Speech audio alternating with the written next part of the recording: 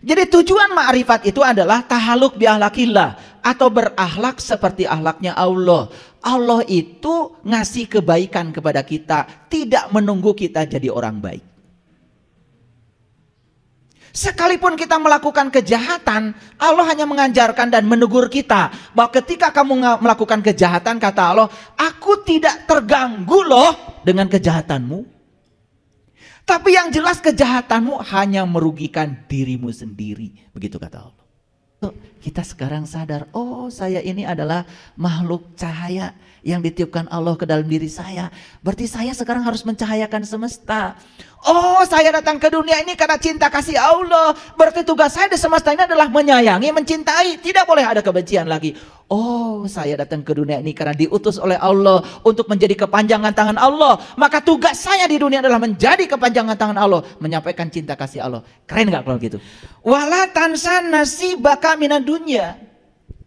Janganlah kau lupakan nasibmu di dunia ini. Ini peringatan dari Allah. Karena banyak orang yang melupakan nasibnya di dunia gara-gara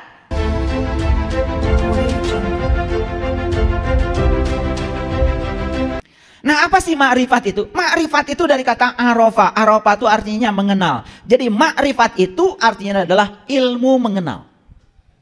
Nah, ma'rifat itu digandengkan dengan Allah. Jadi ma'rifatullah. Jadilah ilmu mengenal Allah. Digandengkan dengan Rasul, ma'rifatur Rasul, itu jadi mengenal Rasul. Jadi tergantung mau digandengkan kata ma'rifat dengan kata apa. Jadi sebetulnya objeknya bisa apa saja. Bisa apa saja. Nah, kalau berbicara ma'rifatullah, tentu saja belajar mengenal Allah. Maka yang dikenal dari Allah itu asmanya, sifatnya, af'alnya, kan gitu. Sampai kepada Allahnya, kalau kita mau. Karena gak mungkin kan ada asma kalau tidak ada barangnya. Betul nggak? Kalian juga tidak mungkin ada nama kalau nggak ada barangnya. Betul nggak? Ada Titon itu kan ada barangnya. Barangnya nggak ada nama itu dulu. Betul apa tidak? Ya. Nah, balik lagi ke sini. Jadi ma'rifatullah itu adalah ilmu mengenal Allah. Nah, saya kasih tahu dulu, banyak orang yang belajar ma'rifatullah tapi nggak tahu tujuannya. Tujuan belajar ma'rifatullah atau tujuan belajar ilmu mengenal Allah adalah tahaluk bi ahlakillah. Supaya kita berakhlak seperti akhlaknya Allah. Nah, apa dasarnya? Nanti saya tunjukkan ayatnya. Karena Allah berfirman dalam Al-Quran, wa ahsin kama ahsanallahu ilaika. Berbuat baiklah kamu sebagaimana Allah berbuat baik kepada kamu. Jadi sesuatu disebut perbuatan baik apabila mekanisme melakukannya persis seperti Allah melakukannya kepada kita. Coba, pernah ada yang minta nafas sama Allah? Enggak kan? Dikasih. Pernah ada yang minta melihat sama Allah? Enggak kan? Dikasih. Pernah ada yang minta, ya Allah hari ini saya telinganya pengen mendengar. Pernah? Enggak, langsung mendengar aja. Coba. Satu, cara Allah melakukan kebaikan itu berdasarkan kebutuhan kita. Dan Allah tuh sangat mengerti kebutuhan kita, maka apapun yang kita butuhkan dikasih. Hebat nggak Allah? Jadi Allah itu merasa sebelum terasa. Makanya berbuat baik itu coba belajar merasa sebelum terasa. Kalau ada orang datang ke rumah kita, ya, kelihatan orang itu datang dari jauh, dia kalau mau bicara nggak punya ongkos sungkan, coba belajar merasa sebelum terasa. Gak usah nunggu orang itu minta ongkos, kasih saja ongkos. Saya kalau ada orang datang dari kampung ke rumah saya, apalagi bawa-bawaan, udah langsung saya hitung itu. Ongkos dari kampung ke sini berapa, pulangnya berapa, mampir di jalan berapa, sampai pipisnya 2.000 di mana saya hitung itu. Tambah oleh-oleh, udah saya kasih. Nah, Allah itu memberi kepada kita tuh begitu. Kita mah orang sudah minta-minta sama kita pun luar biasa. Sampai air mata bercucuran, masih juga bertahan. Merasa itu milik kita. Ngerti gak maksud saya? Ini saya mau bikin kalian semua yang hadir di ruangan ini sakti setelah ini. Gak usah baca itu, baca ini, gak usah. Tapi gunakan akal pikiran kita yang sehat. Sakti langsung. Oleh karena itu saya kasih tahu, kalau ingin banyak uang, jangan minta sama Allah. Allah itu tidak pernah ngurusi uang, bahkan tidak mencetak uang. Yang ngurusi uang itu peruri, dan uang sudah disalurkan pada orang-orang yang rajin mencarinya. Cari orang yang saldo rekeningnya banyak, baik-baiklah sama mereka. Betul nggak? Gitu aja. Bermitra dengan mereka, berbisnis dengan mereka, gitu. Ya kan? Iya. Tadi pagi saya sudah pindah uang saya 30 juta sama tukang gordeng. Iya. Dia punya gordeng, punya keahlian bikin gordeng. Saya butuh gordeng. Pindah itu. Dari rekening saya tadi pagi 30 juta itu ke tukang gordeng. Luar biasa tuh tukang gordeng. Sakti dia. Itu namanya kesaktian tuh begitu, ya. Jadi tujuan ma'rifat itu adalah tahaluk bi akhlakillah, atau berakhlak seperti akhlaknya Allah. Allah itu ngasih kebaikan kepada kita, tidak menunggu kita jadi orang baik. Sekalipun kita melakukan kejahatan, Allah hanya mengajarkan dan menegur kita bahwa ketika kamu melakukan kejahatan, kata Allah, aku tidak terganggu loh dengan kejahatanmu. Tapi yang jelas kejahatanmu hanya merugikan dirimu sendiri. Begitu kata Allah. Kita ini kan suka terganggu dengan orang. Betul nggak? Ketika orang lain tidak melakukan sesuatu yang kita mau, sangat terganggu. Padahal kesalahan kita, kenapa kita mau orang lain melakukan itu? Ketika orang lain tidak melakukan itu kan kita sakit hati dan terganggu. Padahal sumber utamanya adalah keinginan kita pada orang, bukan? Coba terima sama orang apa adanya, walaupun dia tidak melakukan yang kita mau. Kan gak ada tuntutan apa-apa, tenang gak? Tenang, sakti itu kalian. Jadi para rasul itu datang ke dunia ini diutus untuk menjadi contoh dan teladan yang nyata bagi manusia. Karena mereka-mereka itu adalah orang-orang yang sudah berakhlak seperti akhlaknya Allah. Maka Nabi Muhammad terkenal akhlaknya beliau itu Al-Quran.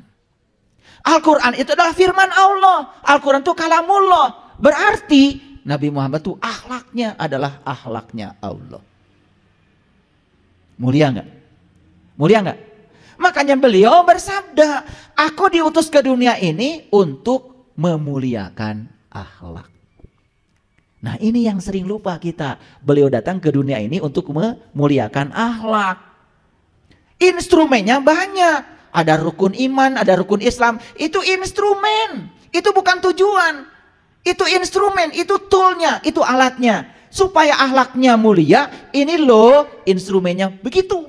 Nah kita berfokus pada instrumen. Dianggap instrumen itu jadi tujuan. Lupa pada akhlak. Makanya banyak orang yang lupa akhlak sholat, lupa akhlak syahadat, lupa akhlak zakat, lupa akhlak saum, lupa akhlak haji. Dikiranya kalau sudah melakukan semua ritual itu selesai. Padahal itu baru tool, baru sarana.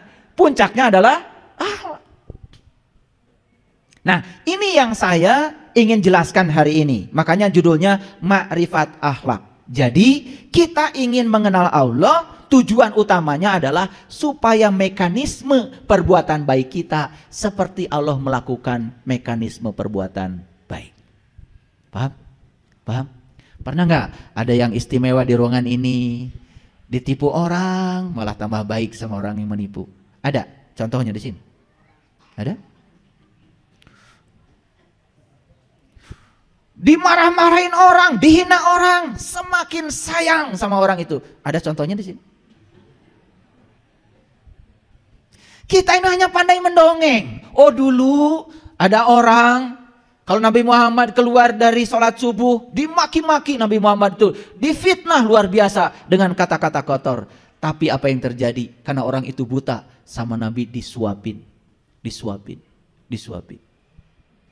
Dimaki, dihina, dihardik, malah beliau menyuapinya dengan penuh cinta kasih. Dan suatu saat ketika Nabi Muhammad meninggal, kemudian para sahabat ingin melanjutkan perbuatan Rasulullah itu. Dan ternyata si orang buta ini mengatakan, ini bukan Muhammad yang saya kenal. Kenapa? Cara ngasih buburnya kasar katanya. Nah ini kan cerita. Jangan diceritakan lagi, stop.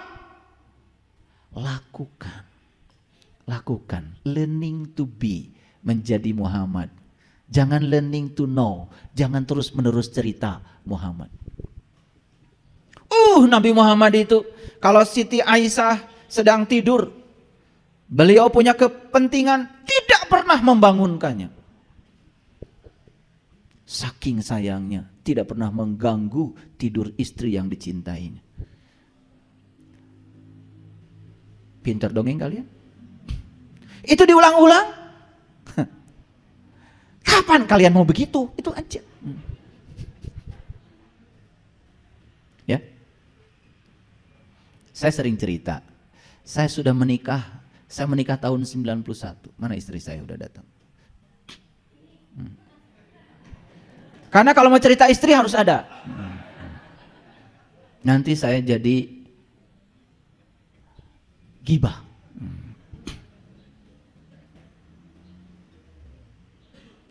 Saya tidak pernah menyuruh sama istri saya. Saya mau pergi keluar kota, saya bereskan sendiri. Kan tangan saya sehat. Daripada saya mau pergi ke kota melaksanakan tugas, apalagi tugas dari kampus, kan istri saya nggak tahu baju apa yang dibutuhkan di sana. Betul nggak? Acara apa yang ada di sana. Daripada saya kemudian dibekali baju yang salah. Kan repot saya di sana harus beli baju lagi. Di sana saya mau seminar, baju saya jas. Ya saya yang tahu. Istri saya kan nggak tahu. Gimana kalau dibekelin celana training? Betul nggak? Suruh olahraga terus di sana malah. Tetapi kalau istri saya mau menolong saya, berarti dia sebetulnya ingin berbuat baik untuk dirinya sendiri.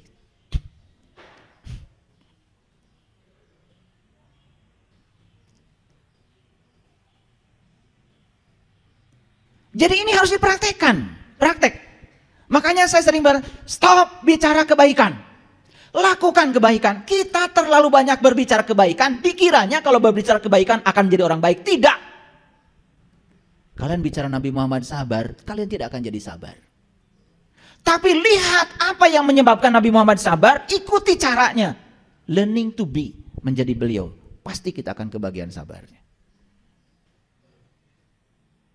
Jadi para rasul, para nabi, para sunan, para wali itu adalah contoh teladan nyata manusia yang sudah berakhlak seperti akhlaknya Allah. Maka beliau-beliau itu tidak pernah melawan kejahatan dengan kejahatan, tidak melawan kegelapan dengan kegelapan. Beliau-beliau itu melawan kejahatan dengan cinta kasih, melawan kegelapan dengan cahaya. Itulah pentingnya saya jelaskan ini. Baik. Kita mulai baca Quran. Yuk kita baca. Wabtagi fima atakallahu daral akhirah wala tansa nasibaka minad dunya wa ahsin kama ahsanallahu ilaika. Ini ayat yang saya bacakan tadi. Nah, kalau tadi belum saya sebut nomor ayatnya supaya percaya, saya kasih tahu. Ini Quran surat Al-Qasas surat ke-28 ayat 77.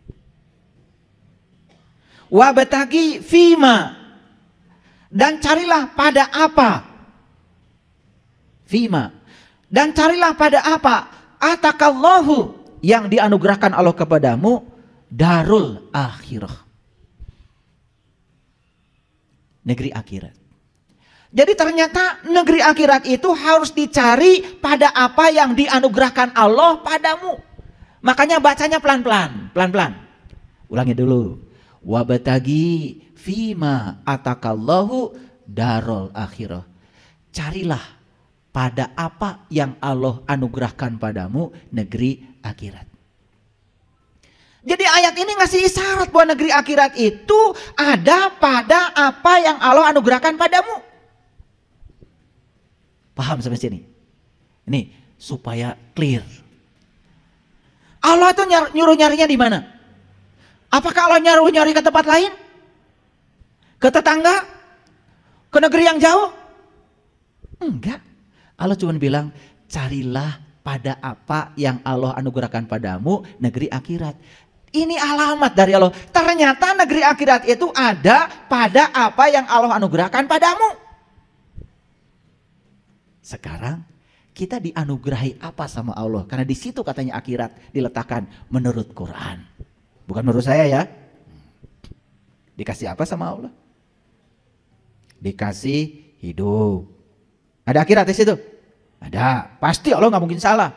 Dikasih tubuh. Betul nggak? Betul? Dikasih pasangan hidup. Dikasih anak-anak. Dikasih cucu. Dikasih tetangga. Dikasih usaha. Dikasih uang. Dikasih masalah. Dihadirkan orang yang senang sama kita, dihadirkan orang yang tidak senang pada kita. Di situ kata Allah, akhirat itu adanya. Menurut Quran. Saya ulangi lagi. Wabatagi fima atakallahu darul akhirah. Carilah pada apa yang Allah anugerahkan padamu, negeri akhirat. Kalau begitu, di penderitaan yang sedang kita lalui ada akhirat. Di kebahagiaan yang sedang kita jalani ada akhirat. Di tubuh yang sehat ini ada akhirat. Di tubuh yang sakit ada akhirat. Sekarang, yuk kita sadari apa yang Allah anugerahkan pada kita hari ini. Di situ akhirat adanya. Jadi kalau ingin mendapatkan akhirat sederhana. Terima semua apa yang Allah anugerahkan padamu. Tangkap pesan yang dibaliknya.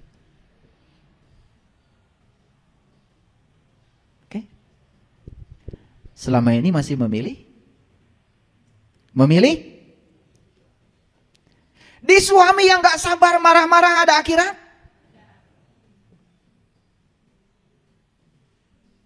Tidak suka suami begitu? Berarti gak akan bisa pulang ke akhirat. Kalau belum bisa menerima dia apa adanya. Karena akhirat ada di situ. Jadi akhirat itu bahasa Arab artinya adalah titik akhir, terminal terakhir.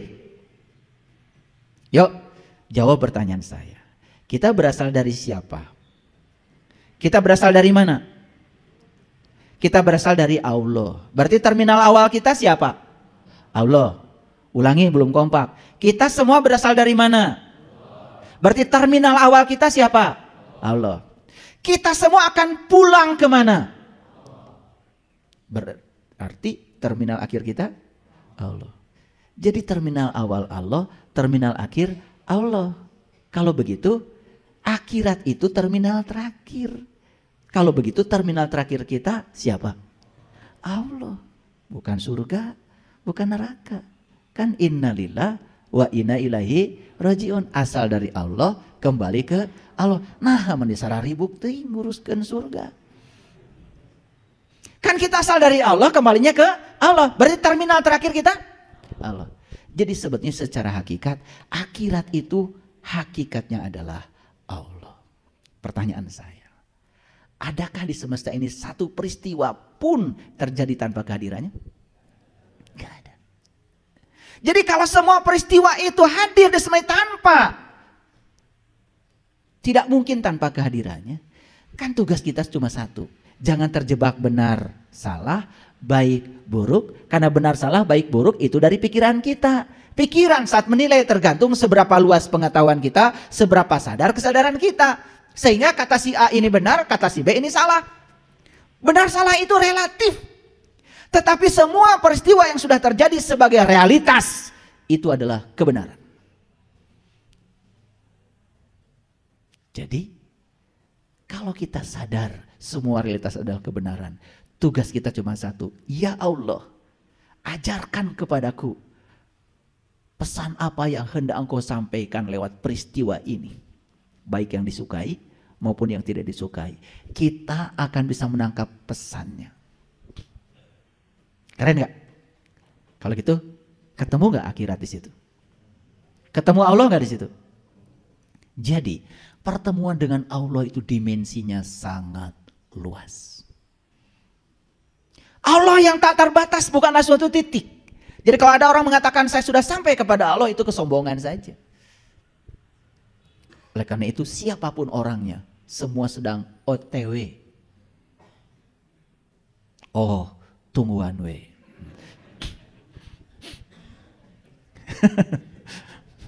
Semua kita tuh sedang OTW. Makanya disebut Israel. Orang yang sedang berjalan menuju Allah. Dan semua kita sedang berjalan menuju Allah. Emang menuju mana?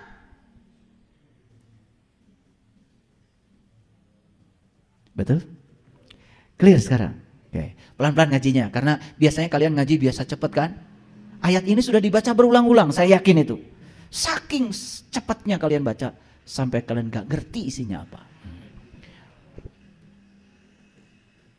Kalian tuh kalau baca emang gak ada remnya. Cepet. Langsung tamat. Alhamdulillah. Gitu. Saya sudah tamat 30 juz. Alhamdulillah. Gimana Bu? Tenang. Karena gak ngerti. Kalau ngerti pasti gak tenang. Betul gak? Coba kalau ngerti sedikit aja. Carilah pada apa yang Allah anugerahkan padamu negeri akhirat. Stop sampai di sini. Apa yang dianugerahkan pada saya? Allah anugerahkan penglihatan, pendengaran, tubuh dengan segala kuasanya. Berarti akhirat ada di sana. Allah anugerahkan segala peristiwa, orang yang menyenangi, orang yang tidak menyenangi, berarti ada di sana. Coba dengan dibuka seperti kita membuka lapisan bawang, ketemu, oh ternyata di semua yang Allah anugerahkan padaku, di sini ternyata akhirat. Kalau saya ingin mendapatkan akhirat, berarti saya harus menerima semua yang Allah anugerahkan pada saya apa adanya. Clear, selesai. Cerdas? Nah, agak cerdas sedikit lah. Ngaji dengan sudah minum air wortel kan? Wala tansa nasibaka minad dunya. Janganlah kau lupakan nasibmu di dunia ini. Ini peringatan dari Allah. Karena banyak orang yang melupakan nasibnya di dunia gara-gara terfokus pada akhirat. Dan akhirat itu adalah negeri yang nanti. Padahal kita tahu akhirat itu terminal terakhir. Terminal terakhir kita apa tadi? Allah. Jadi kembali kepada Allah itu kapan? Apakah sekarang di kehidupan sekarang atau nunggu mati dulu? Kapan?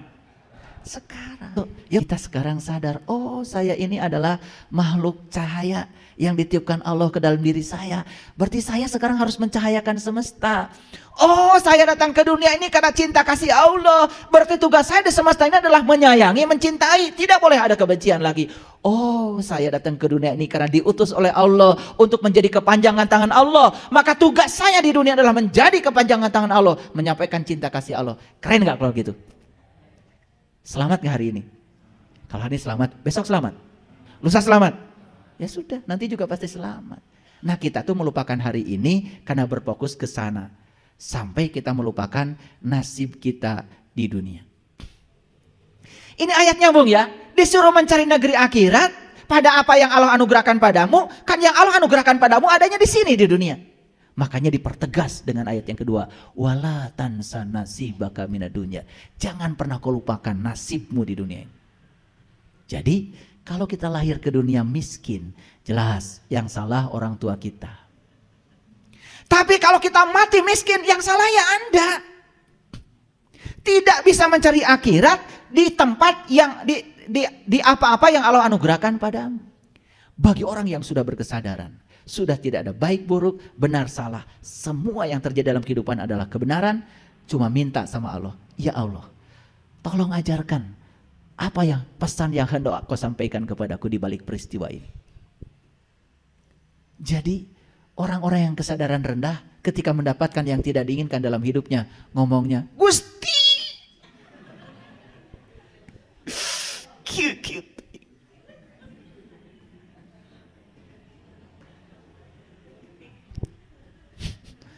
Kari tuai maraneh mah.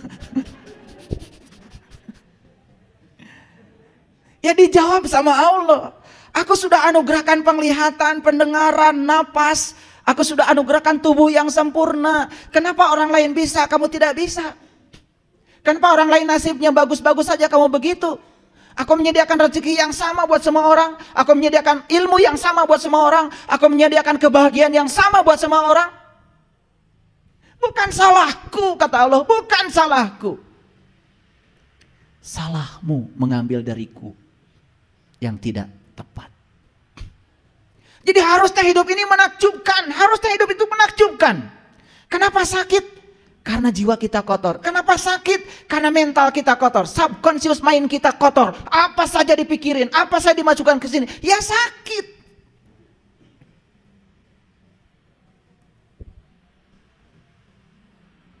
Ngerti ini saya ngomong dari tadi? Sudah dikeraskan suara saya. Saya nggak, gaya saya memang begini, nggak bisa itu. Kalau dari dorongan dari dalam harus bicara tegas, ya saya ngomongnya tegas. Karena itu udah bukan maunya saya. Syaratnya apa kata Allah? Wa ahsin kama ahsanallahu. Berbuatlah kamu sebagaimana Allah berbuat baik kepada kamu. Lihat cara Allah berbuat baik kepada kita. Lihat. Tanpa keinginan, tanpa muatan, tidak bergantung baik buruknya kita. Tetap saja dia menemani kita, berada bersama kita dimanapun kita berada. Seperti itu Allah. Makanya Allah itu ya seperti itu. Nah, kenapa Allah seperti itu? Karena dia maha. Maha itu makanya tidak pernah terganggu. Jadi kalau ada orang mengatakan, awas ya, kamu jangan berbuat durhaka kepada Allah. Karena nanti kamu diazab sama Allah. Tersinggungan dong Allah. Jadi kalau Allah itu mengazab kita karena kita berbuat sesuatu yang tidak sesuai dengan keinginan Allah, berarti Allah itu tersinggungan. Di mana kemahanya Allah? Awas, memahaminya tipis. Tetapi kita bisa celaka. Karena dia maha, maka kemahanya itu maha perkasa, maha kuasa, maha suci, maha rahman, maha pengasih, maha penyayang. Allah tidak terganggu. Semua manusia di dunia ini durhaka, Allah tidak akan berkurang kesuciannya karena dia maha. Jadi ketika kita menyimpang dari jalan Allah, kita akan diajarkan, ini loh akibat kamu menyimpang dari jalan Allah, jiwamu tersiksa, pikiranmu merana. Betul nggak? Dengan tetangga konflik, dengan istri konflik, dengan anak konflik, ya, penyakit banyak, duit gak punya. Itu loh akibatnya, gitu kata Allah.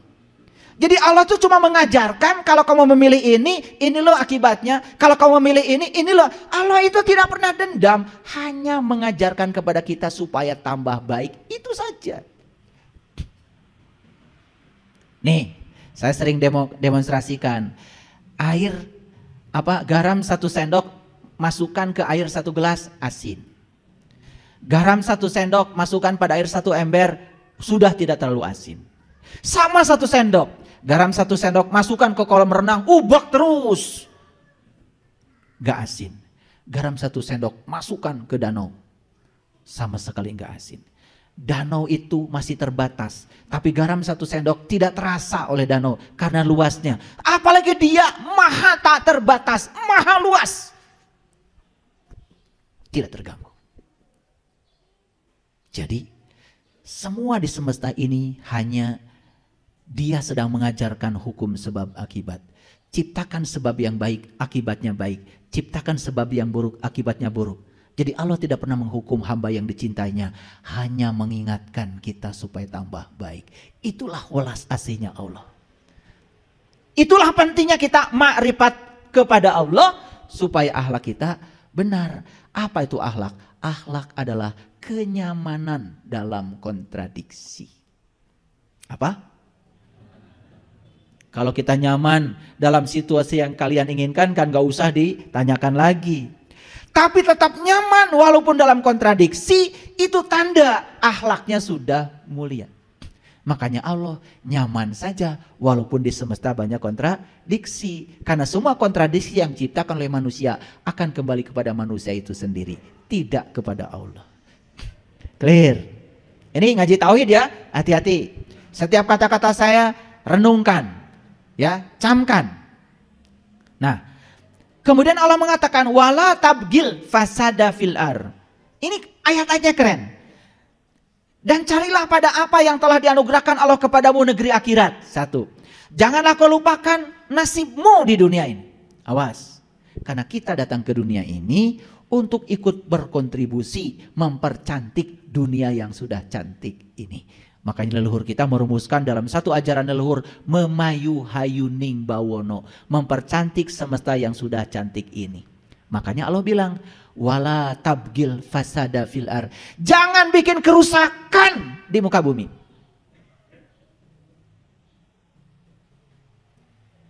Bumi kita ini selama 1200 tahun terakhir mengalami peningkatan suhu yang sangat luar biasa. Bahkan di belahan bumi sana ada yang sampai 62 derajat Celcius. Kalau air itu setengah mendidih itu 50 derajat Celcius.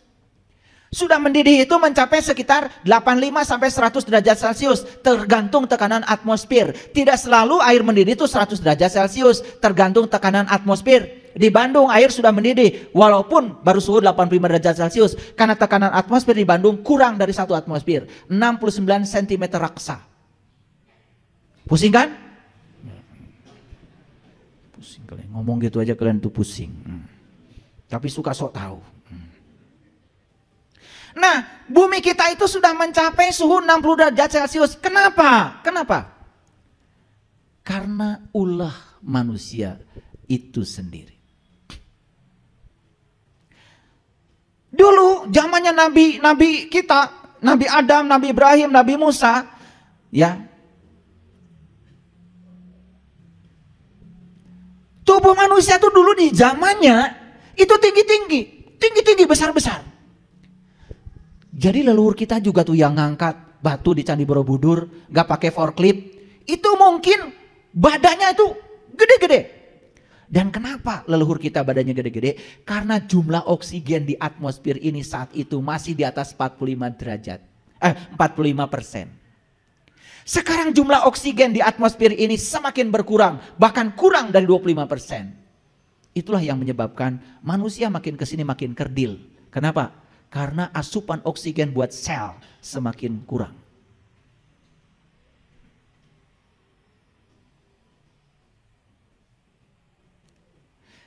Makanya ayat ini mengatakan wala tabgil fasada fil ar. Kamu jangan bikin kerusakan di muka bumi. Maaf. Kita semua berkontribusi membuat kerusakan di muka bumi ini. Yuk perhatikan. Sekarang kalian perlu oksigen. Perlu oksigen? Siapa penghasil oksigen? Pohon, tumbuhan, rumput. Satu helai daun itu menghasilkan ya puluhan liter oksigen dalam sehari. Apa yang kita keluarkan dari napas kita? Racun, namanya karbon dioksida.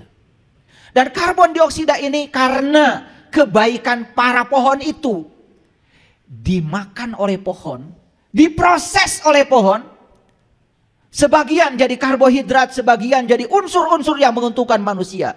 Dan efek sampingnya dari proses fotosintesa itu adalah oksigen. Hebat tuh pohon. Jadi racun yang kita keluarkan itu diserap oleh pohon, kemudian diproses dengan sinar matahari dan air, karbon dioksida plus H2O plus sinar matahari dihasilkan yang namanya karbohidrat. Efek sampingnya adalah oksigen dan air. Itu yang disebut dengan peristiwa fotosintesa. Oksigen yang dikeluarkan itu diambil lagi oleh manusia. Bayangkan, kita ngasih pohon karbon dioksida, sementara pohon ngasih oksigen sama kita. Jujur ya, sayang sama pohon. Lihat pohon kering di musim kemarau, ada keinginan buat menyiram? Ada? Waras berarti. Lihat rumput kering, kita minum di depan rumput. Bagi dong sebagian dari situ. Makanya saya kemana-mana kalau ada acara itu kan suka dibagi cup mineral itu. Saya tuh suka pengen nangis kalau lihat cara kalian minum itu. Tusuk, taruh. Ngambil lagi tusuk, taruh. Berantakan aja. Sudah berantakan, airnya juga. Itu pohon sedang teriak, tolong dong. Kamu dikasih tangan oleh Allah, sementara aku tidak dikasih tangan. Aku tidak bisa mengambil air itu, tolong dong. Makanya saya kumpulkan. Baru saya buang ke tempat sampah. Satu tetes air bagi pohon itu luar biasa. Ini soal welas asih, soal cinta kasih. Kalau kita sudah kehilangan rasa itu, aduh, saya nggak ngerti. Di mana letak kemuliaan Anda sebagai manusia? Sudah bikin kerusakan, tidak peduli lagi sama lingkungan. Yuk, tanami rumah kita dengan banyak pohon. Karena mereka adalah penghasil oksigen. Dan kalau bumi ini banyak pohon lagi, insya Allah kadar oksigen di bumi menjadi naik. Dan atmosfer ini akan menjadi sehat lagi. Bayangkan, apakah kita bangga ketika ibu kota kita, ibu kota negara itu dijuluki sebagai ibu kota terkotor. Kualitas udaranya di dunia ranking 1 coba. Jika tuh ranking hiji atau nukitu. Apa bangganya kita menjadi kota terkotor di dunia dengan polusi udara yang tidak sehat buat tubuh kita. Subhanallah. Dan ini semua juga teguran buat kita semua, bukan? Ya? Oke. Innallaha la yuhibbul mufsidin, karena Allah tidak suka pada orang yang bikin kerusakan. Yuk. Pernah nggak mangkas pohon di depan rumah? Besok tumbuh lagi? Siapa yang mangkas? Kamu. Siapa yang menumbuhkan? Allah. Pernah nggak kita nanam bunga, nanam pohon depan rumah? Setelah itu ditinggal. Siapa yang menumbuhkan? Allah. Sadar nggak?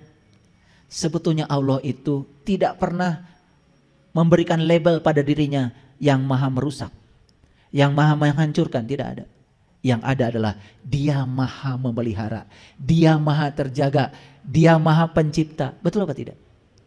Jadi lucu aja kalau ada orang mengatakan dunia ini akan dihancurkan oleh Allah. Tidak, dunia ini akan dihancurkan oleh penghuninya. Ngerti maksud saya? Masa iya Allah menghancurkan? Allah tidak ada di Asmaul Husna mengatakan dirinya maha penghancur kok.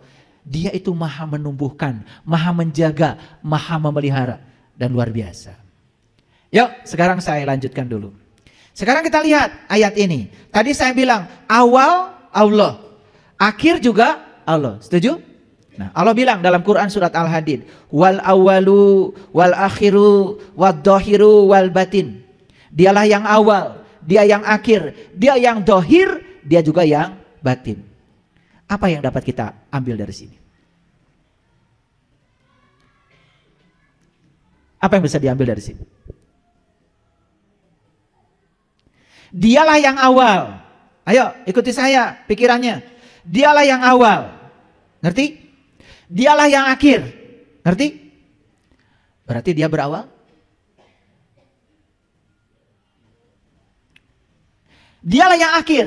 Berarti dia berakhir. Hati-hati memahami Quran. Kata-katanya dialah yang awal, dialah yang akhir. Kalau kita tidak cerdas langsung mengatakan oh awalnya dia, akhirnya dia. Berarti dia berawal, dia juga berakhir.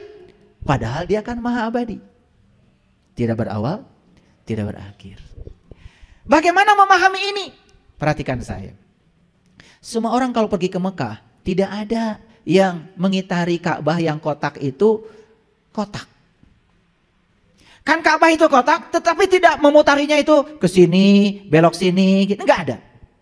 Semua orang yang haji atau umroh ketika tawaf memutari Ka'bah itu lingkaran. Masih ingat lingkaran? Coba. Waktu bikin lingkaran, pakai jangka. Bagian yang jarumnya tusukan ke kertas, bagian pensilnya diputar. Dengan tahan napas. Kalau jarak dari pusat ke ujung ini tidak berubah, Kalau jarak dari pusat ke ujung itu tidak berubah, pastikan titik awal bertemu titik akhir. Tapi kalau jarak dari pusat ke ujung berubah, jangan berharap titik awal bertemu titik akhir. Ketika titik awal bertemu titik akhir, kalian akan bingung, dari mana tadi saya berawal ya? Begitu sudah jadi lingkaran sempurna, sampai kita tidak tahu lagi mana awalnya, mana akhir. Makanya dia itu yang awal, dia yang akhir. Tapi arti yang sebenarnya justru dia itu tidak berawal dan dia tidak berakhir. Ayo, ingin abadi bersama Allah? Ingin abadi bersama Allah? Satu kuncinya, jaga jarak titik pusat dengan ujung. Jangan meleset. Begitu meleset, titik awal tidak ketemu titik akhir. Makanya filosofisnya umat Islam itu lingkaran, bukan garis. Pernah bikin garis? Coba bikin garis. Awalnya di sini, akhirnya di sini. Awal dan akhir beda. Tapi lingkaran, awal dan akhir ketemu sampai tidak kelihatan lagi mana awal, mana akhir. Jadi Allah itu tidak berawal, Allah tidak berakhir karena dia abadi. Yang kedua, dia yang batin, dia juga yang dohir. Makanya dirangkum dalam satu kalimat, la ilaha illallah. Yang batin dia, yang lahir juga dia. Yang mana yang bukan dia? Bukankah semua yang lahir ini berasal dari dia? Jadi kalau orang yang sudah di kesadaran ini, kemanapun dia memalingkan wajah, tidak ada yang dilihat kecuali wajahnya. Nah, kesadaran ini yang membuat seseorang berakhlak mulia. Lanjut dulu. Pernah baca ayat ini? Ini Quran surat Al-Baqarah ayat 177. A'udzubillahi minasyaitonirrajim. Bismillahirrahmanirrahim. Laisal birra an tuwallu wujuhakum kilal masyriqi wal maghrib.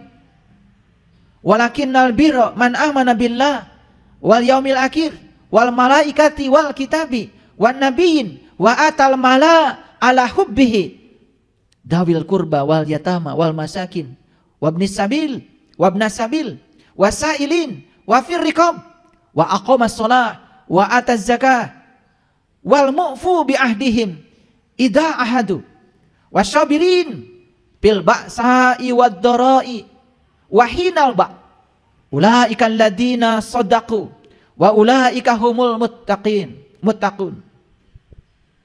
Ngerti?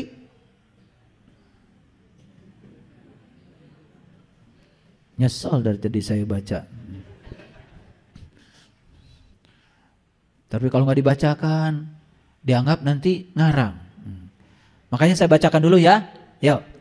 Laisal birro antuwallu wujuhakum. Wujuh wajah. Bukanlah suatu kebaikan kalian menghadapkan wajahmu ke timur dan ke barat. Di dunia ini, kalau berbicara tentang spiritual ada dua kiblat.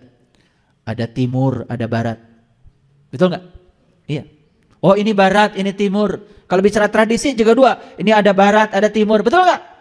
Bahkan kita menghadapkan tuh wajah lahir kita ketika kita melakukan sholat juga ke arah barat. Apa pesan apa yang hendak Allah sampaikan di sini? Laisal birro antuwallu wujuhakum qilal masyriqi wal maghrib. Sesungguhnya bukanlah kebaikan kamu menghadapkan wajahmu ke timur dan ke barat. Kata Quran. Walakinnal birro, apa sih kebaikan itu? Satu, man amana billah. Itu kebaikan. Iman kepada Allah. Dua, wal yaumil akhir. Iman kepada yaumil akhir. Sudah saya jelaskan tadi. Wal malaikati, iman kepada malaikat. Wal kitabi, iman kepada kitab. Wan nabiyyin, iman kepada para nabi. Wa atal mala ala hubbihi. Kebaikan selanjutnya apa? Memberikan harta mal ala hubbihi yang kamu cintai. Suka ngasih ke orang? Hari ini sudah ngasih uang berapa? Ada yang di jalan bantu kita untuk mobil kita supaya dikasih jalan sama mobil lain, ada? Kasih berapa? Kasih berapa?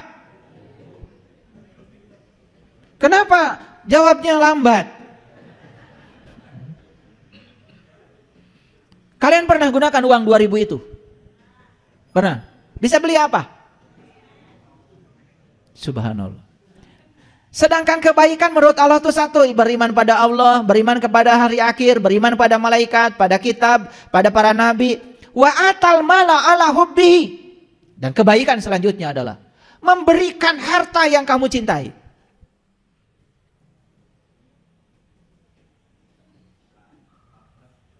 Jadi disebut memberi itu kalau kamu memberi yang kamu cintai. Kalau kamu memberi yang tidak berguna lagi pada kalian, itu bukan pemberian. Itu buang sampah dengan berwajah dermawan. Makanya ngasih ke orang itu yang pantas. Yang pantas. Saya kasih tahu ya, kasih 10.000, kasih 5.000, ya dari 2 pemberian itu sudah 10.000, nasi padang 1 bungkus itu. Kan banyak tuh nasi padang, serba 10.000. Sepatu yang sudah tidak kamu pakai lagi, gak usah dikasih orang. Baju yang sudah sempit tidak kamu pakai lagi, kalau dikasih orang bukan pemberian. Karena kamu sudah tidak pakai lagi. Jadi buntutnya iman pada Allah, iman kepada hari akhir, iman pada malaikat, iman pada kitab, iman pada nabi. Buntutnya adalah kita bisa memberikan harta yang kita cintai. Wa atal mala ala hubbihi. Hubbihi. Yang kamu cintai. Nih ujiannya kalau ngaji dengan saya. Kita punya segitu-gitunya uang. Itu yang datang pas perlu uang segitu. Dikasih apa tidak? Bohong. Saya kasih tahu ilmunya. Kalau ragu jangan dikasih. Tapi kalau full di sini, intuisinya full, kasih. Itu yang disebut dalam Quran, akan aku lipatkan 700 kali. Kalau Allah dijadikan sebagai kekasih, jangan jadikan Allah sebagai mitra dagang. Tapi kalau kamu kasih dengan harapan, ada harapan, Allah mengalihkan 700 kali, bangkrut. Kalau mau ngasih, ngasih saja. Sang kekasih yang akan mengurus. Dan setiap pemberian kita selalu bermuatan. Supaya orang lain baik sama saya, supaya orang lain hormat sama saya, supaya orang lain berterima kasih pada saya, supaya orang lain menyanjung saya sebagai dermawan, begitu? Bukan kebaikan.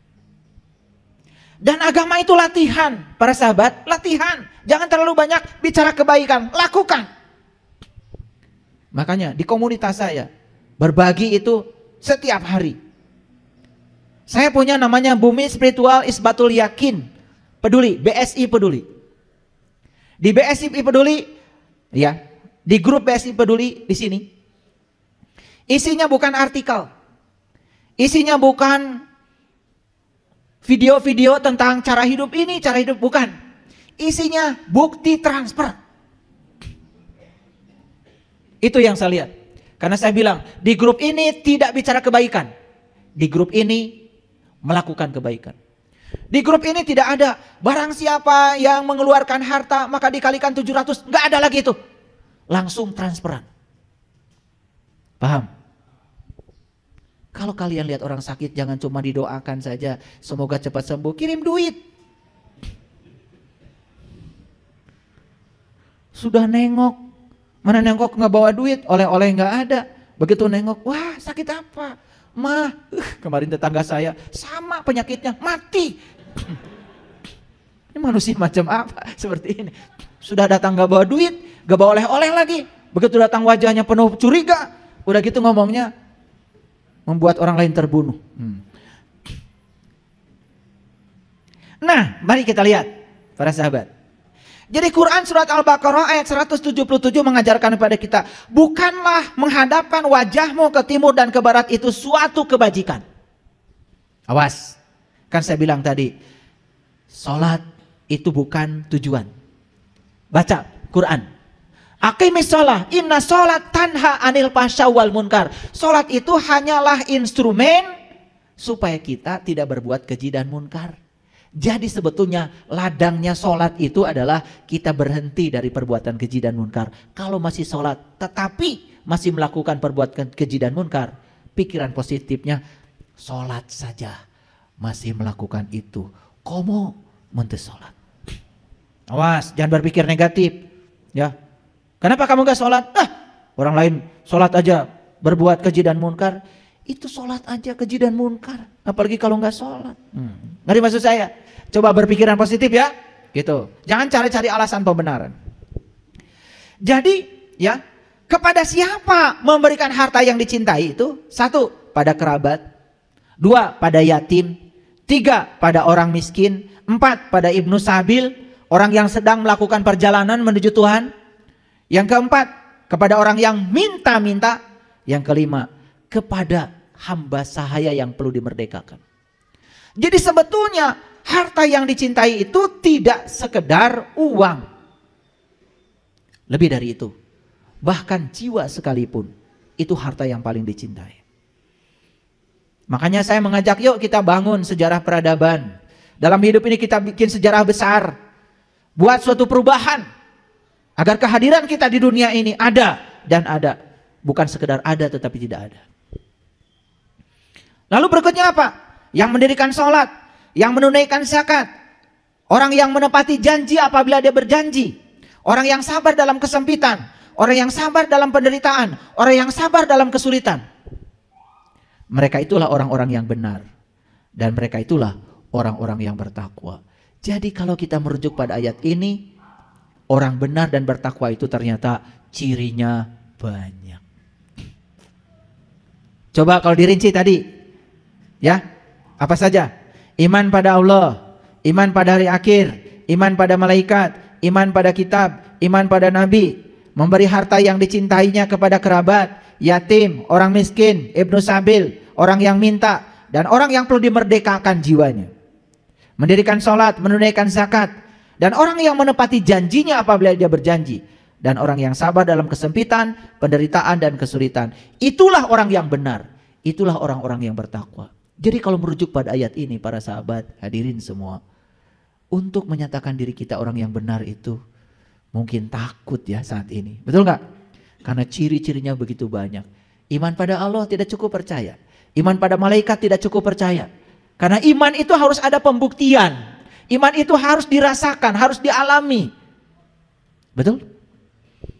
Kenapa kok saya udah percaya pada Allah, tetapi saya masih pelit, belum bisa memberikan harta yang dicintai? Itu karena kita belum ma'rifat kepada Allah, belum tahu dan kenal kepada Allah. Jadi kembali lagi, buat apa kita mengenal Allah?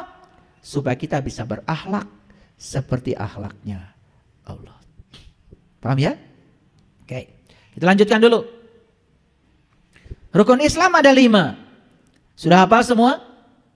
Sudah hafal. Syahadat sudah hafal tiap hari. Sholat sudah melakukan. Zakat, ya kalau ingat. Saum, insya Allah ikut-ikutan dengan orang ya. Pokoknya Ramadan, saum semua ya. Ya, alhamdulillah. Lebaran ikut kan? Ya, paling duluan kan? Ya. Haji, udah semuanya. Tapi yang paling penting dari sini itu harus diingat, rukun Islam ini sebetulnya bukan tujuan. Rukun Islam ini adalah instrumen. Tujuan dari rukun Islam itu akhlak. Yuk saya jelaskan. Apa sih intisari syahadat? Coba syahadat. Asyhadu an la ilaha illallah wa asyhadu anna Muhammadar Rasulullah. Jadi syahadat itu 2. Bersaksi pada Allah, bersaksi pada Rasulnya. Dan Allah dan Rasul itu sebetulnya ya sudah ada bersama kita. Dalam diri kita itu sudah ada. Makanya Rasulullah itu ada 2. Satu Rasul yang syariat, kita kenal para nabi, para rasul, termasuk Rasul kita. Nabi Muhammad Rasulullah SAW.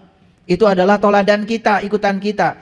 Tetapi sesungguhnya dalam diri kita juga ada Rasul yang hakikat. Yang punya sifat 4, sidik, amanah, fatonah, balagoh. Ada di sini. Ada di sini. Hidup itu. Jadi syahadat itu intisarinya apa? Intisarinya kita harus merasa diawasi oleh dia. Dan kalau kita merasa diawasi oleh Allah dan Rasulnya, apa yang terjadi? Tidak mungkin kita melanggar dan berkhianat pada diri kita sendiri. Akhlak bukan? Akhlak bukan? Gitu. Sholat. Di Quran dikatakan ciri orang yang beriman itu sholatnya khusyuk. Bahkan ciri orang yang beriman itu sholatnya itu terjaga, terpelihara.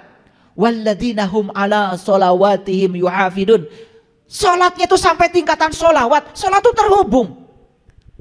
Jadi keterhubungan dengan Allah itu bukan sekedar di waktu sholat. Setelah selesai sholat, justru lebih panjang waktu di luar sholat daripada sholat, bukan? Nah, keterhubungan itu dengan Allah itu akan membangun akhlak. Zakat, apa zakat? Zakat itu menyucikan jiwa, sebetulnya tazkiyatun nafs. Yuk, syariatnya kita mengeluarkan kemelekatan pada harta. Tetapi yang tersucikan adalah jiwa kita, bukan? Saat kita melepaskan kemelekatan pada harta, tersucikan jiwa kita. Dan orang-orang yang melekat pada uangnya, kotor jiwanya. Dan ciri orang yang kotor jiwanya itu gampang mendeteksinya, pelit. Paham? Jadi kalau cari orang yang kotor jiwanya, nggak usah periksa, pakai ronsen, mau tinggali,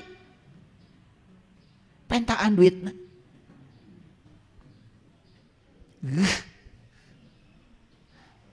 Mun pelit, kotor jiwa.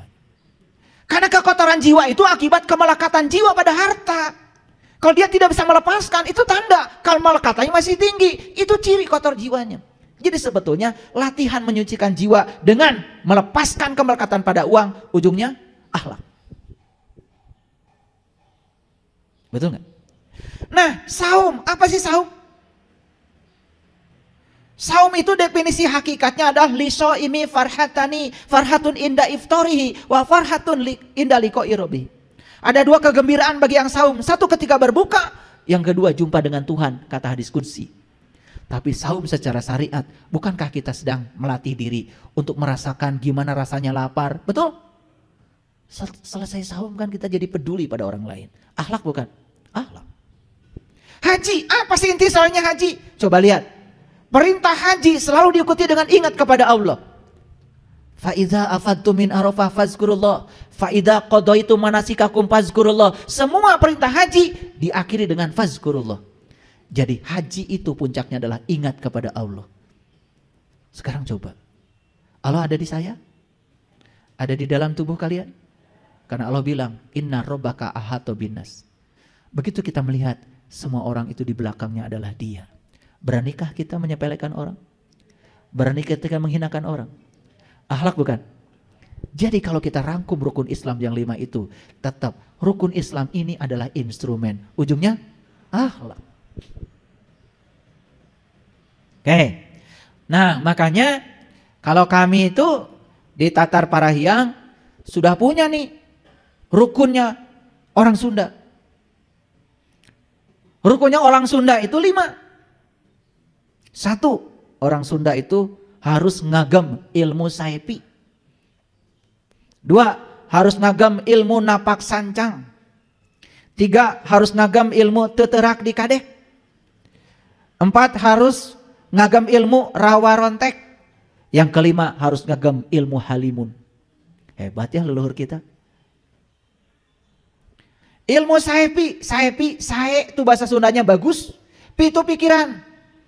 Jadi ilmu saipi pikirannya bagus. Ilmu saipi itu bukan bisa terbang. Apa mulianya? Yang bisa terbang burung. Kan sudah saya jelaskan. Tidak usah cari ilmu supaya bisa terbang. Buat apa? Burung juga bisa terbang, gak mulia. Betul gak? Kemuliaan manusia itu terletak pada akhlaknya. Kalau dia sudah tahaluk biahlakillah, itulah kemuliaan. Makanya orang yang sudah mulia akhlaknya, sae pikirannya. Kalau saya bahas secara psikologi, ternyata pikiran positif itulah kreator kehidupan kita. Begitu pikirannya positif, hidupnya positif. Pikirannya negatif, hidupnya negatif. Like attracts like, yang serupa menarik yang serupa. Hati-hati dengan pikiran. 2, ilmu napak sancang. Nah, saya asli orang Garut. Lahir di Garut. Di Garut itu ada namanya leuweung sancang. Leuweung sancang itu adanya di Santolo ke sana. Kalau dengar kata sancang bisa dikaitkan dengan masalah-masalah kegaiban. Makanya orang-orang yang belajar ilmu-ilmu yang tadi saya sebutkan, kesaktian. Dan biasanya kalau orang belajar ilmu saktian adalah orang yang tidak siap menerima kenyataan hidup. Paham? Dan akan berhadapan dengan orang-orang yang tidak siap menerima kenyataan hidup. Orang yang ingin melanggengkan kemelekatan pada yang dia ingin. Makanya maaf ya, belajar ilmu kesaktian ujungnya apa? Kotor jiwa kita. Karena kita makin melekat pada yang kita ingin. Betul nggak? Iya, hati-hati. Nah inilah pemurnian tauhid itu ini. Pemurnian tauhid itu ini. Dimurnikan tauhid kita. Yang ketiga, ilmu teterak dikadek. Gak mempan digolok. Yang keempat, ilmu rawa rontek. Rawa rontek itu ilmu menyambungkan tulang belulang. Dan yang kelima, ilmu halimun. Apa makna dibalik semua itu? Baik, kita lihat. Ilmu sahipi, tadi apa? Sahib pikiran, bagus pikirannya selalu positif. Nah, berpikiran luas dan selalu positif. Bukan ilmu supaya bisa terbang, tetapi bagaimana pikiran ini menjadi energi positif, vibrasinya positif, frekuensinya positif. Karena apa yang digetarkan oleh pikiran, itu akan menggetarkan semesta. Pikiran negatif akan menggetarkan yang negatif. Mohon maaf, kalau kalian punya utang, terus aja di otak kita pikirkan utang. Tambah gede utangnya. Silakan kalau nggak percaya sama saya. Makanya di buku The Secret itu, ya, Ronda itu mengatakan, kalau kamu punya utang, lupakan kata utang. Ganti dengan kata berkelimpahan. Utangnya lunas, saldonya nambah. Saya sudah buktikan. Saya punya cicilan rumah, saya punya cicilan mobil. Di otak saya nggak ada cicilan. Diganti berkelimpahan. Waktu transaksi ngambil rumah, saya bilang begini transaksinya di depan notaris. Ini rumah bukan punya saya. Saya hanya hak guna pakai sepanjang saya dikasih nafas. Ini rumah punyamu ya Allah. Ini rumah milikmu ya Allah. Karena bukan punyaku. Ini punyamu. Tolong engkau yang cicil. Itu transaksi saya di notaris. Benar loh.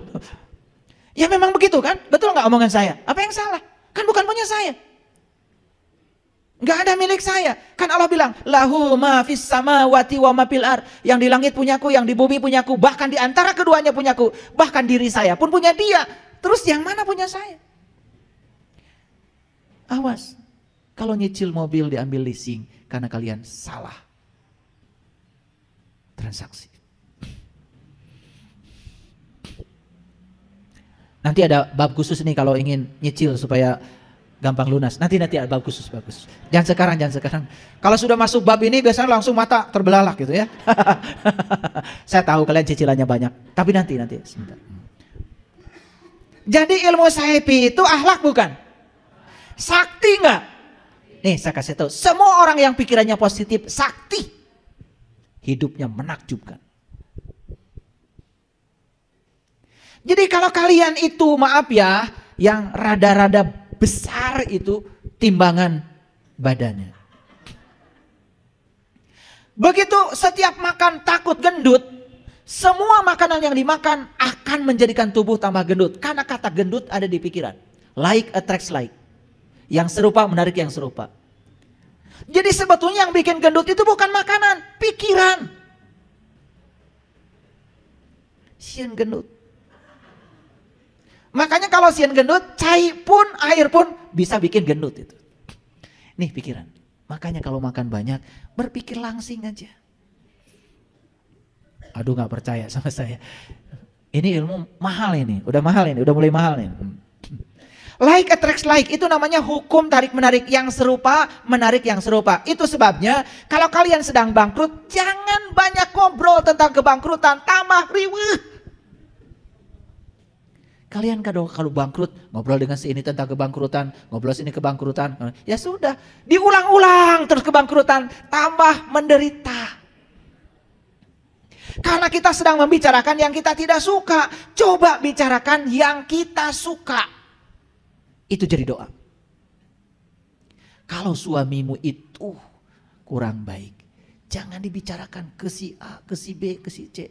Masa nggak ada kebaikannya? Bicarakan kebaikannya. Saya yakin akan berubah tambah baik. Makin dibicarakan keburukannya, makin tambah buruk. Aneh kita itu, pengen pasangan kita tambah baik, tapi yang bicarakan kemana-mana selalu keburukannya. Siap-siap keburukannya akan bertambah. Itu like attracts like. Itu hukum tarik menarik. Agak saintifik sedikit ya kuliahnya. Gaul dikit. Paham sampai di sini? Jadi ilmu Saipi ngerti? Ya, itu. Tidak usah baca ini sekian ribu kali supaya kamu bisa terbang. Nggak perlu. Mau terbang kemana? Terbang kemana? Mau nyopet kalian? Dan saya khawatir aja kalau kalian bisa terbang, nyopet. Begitu kita punya kesaktian, pasti dorongannya itu, hawanya itu pasti pada yang jelek. Begitu kita melanggar hukum alam, maka dorongannya pasti yang jelek. Makanya sakti itu apa tadi? Akhlaknya mulia. Para nabi, para rasul sakti. Nah, makanya kalau nonton film para wali itu keliru. Kalau wali itu kerjanya shot. Bukan. Para wali itu enggak begitu. Para sunan, para wali itu mengajarkan kesaktiannya dengan akhlak. Bukan itu. Kalian mau jadi burung? Apa mulianya? Berkesana burung biasa aja. Betul enggak? Ini supaya ngerti. Yang kedua, ilmu napak sancang. Sancang itu laut. Jadi bukan ilmu supaya bisa berjalan di atas air. Buat apa kalian belajar di air? Buat apa? Lauk kayak geleyengkan biasa.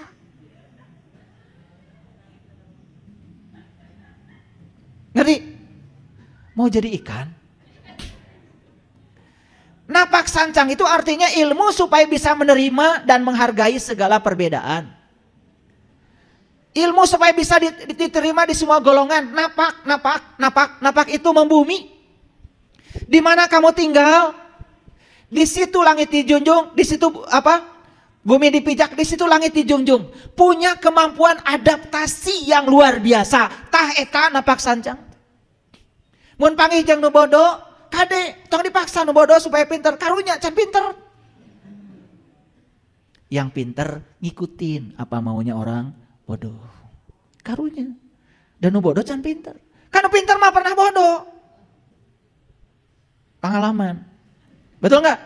Jadi kalau ketemu orang yang tidak sadar, jangan dipaksa. Mereka harus ada di kesadaran kita. Kasihan, can sadar. Nah, kita yang kesadarannya tinggi, turunkan kesadaran kita. Ikut aja dengan mereka. Terima mereka yang tidak sadar apa adanya. Karunya kan can sadar. Jangan dipaksa supaya di kesadaran kita. Makanya kalian itu kadang-kadang suka marah kan. Kamu gini aja gak bisa. Kamu juga pernah gak bisa yang begitu dulu. Masih ingat waktu kecil ditanya 4 tambah 4 hese kan? Betul enggak? Dulu waktu kecil tanya 4 kali 4 bingung kan? Ya, ambil 4 sini, ambil 4 sini. Kalau orang tuanya, eta nu opat tong dihitung deui, sasana we wungkul. Enggak bisa, logika mereka belum nyampe. 4 tambah 4 ada tambah teh naon, kan bingung, otaknya belum selesai. Kesadarannya masih rendah. Kalian sekarang dibilang 4 tambah 4, 8. Lalu ngomong, maneh kitu wae teu bisa. Maneh ge baheula teu bisa. Betul apa tidak? Gitu. Jadi kalau bisa, jangan menyepelekan yang tidak bisa. Awas. Karena orang yang tinggi ilmunya itu tidak pernah merendahkan orang yang tidak berilmu. Karena orang yang tidak berilmu tidak layak direndahkan. Kasihan gak punya ilmu. Paham? Nah, jadi ilmu napak sancang itu kita punya kemampuan adaptif di segala situasi. Coba. Enak coba. Enak. Jangan merasa diri kita sebagai siapa. Jangan merasa diri kita tuh apa. Jangan.